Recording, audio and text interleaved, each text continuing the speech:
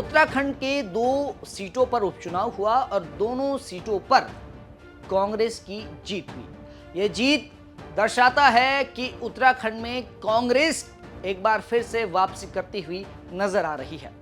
हालांकि कई लोगों का यह मानना है कि जो लोकसभा चुनाव के नतीजे आए उसके बाद उसका असर सीधे सीधे उपचुनाव में पड़ा है।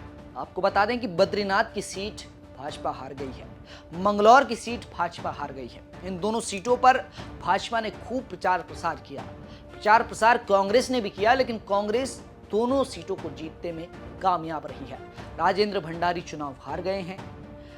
करतार सिंह भड़ाना जो कि हरियाणा से आए थे वो भी चुनाव हार गए हैं। इस रिपोर्ट में चर्चा करेंगे कि किस तरह से कांग्रेस की ये जीत हुई और भाजपा कहां चूक गई।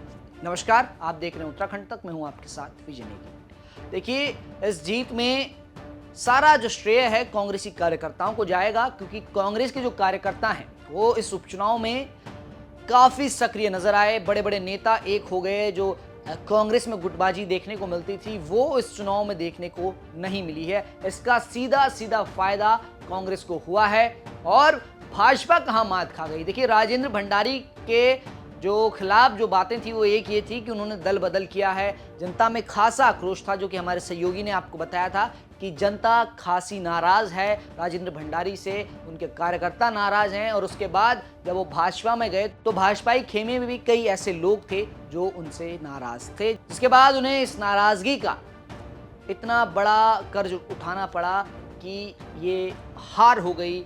और अब क्या कहते हैं, दोनों सीटों पर कांग्रेस जीत गई है।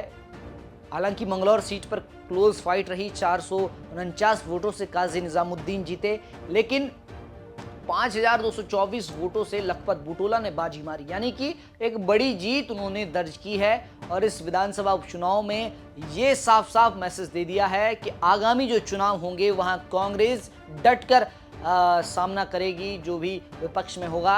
और ये कांग्रेस के लिए देखिए रिवाइवल का काम जरूर करेगा प्रदेश में, क्योंकि लगातार देखा जा रहा था कि पार्टी को कई नेता छोड़कर जा रहे थे। वहीं गणेश गोदियाल जो थे वो राजेंद्र भंडारी के एरिया में लगातार घूम रहे थे और घर घर जाकर प्रचार प्रसार कर रहे थे, और उन्होंने इस चुनाव को अपने ऊपर ले लिया था। साथ साथ उनके हरीश रावत नजर आ रहे थे, पूर्व मुख्यमंत्री, कांग्रेस के वरिष्ठ नेता हैं। उन्होंने भी जोशीमठ के बाजार में घूम घूम कर गलियों गलियों में जाकर वोट मांगे, टिक्कियां तलते हुए वो नजर आए। ऐसे में कहीं ना कहीं इस जीत में कांग्रेस के वरिष्ठ नेताओं से लेकर कार्यकर्ताओं का बड़ा हाथ है। लखपत बुटोला, जो कि शायद ही उन्हें 6 महीने पहले ये पता रहा होगा कि ऐसी भी सूरत आएगी कि उन्हें चुनाव लड़ना पड़ेगा और वो विधायक बन जाएंगे, लेकिन फिलहाल की सच्चाई यह है कि कांग्रेस दोनों सीटों पर जीत गई है, भाजपा की करारी हार हुई है।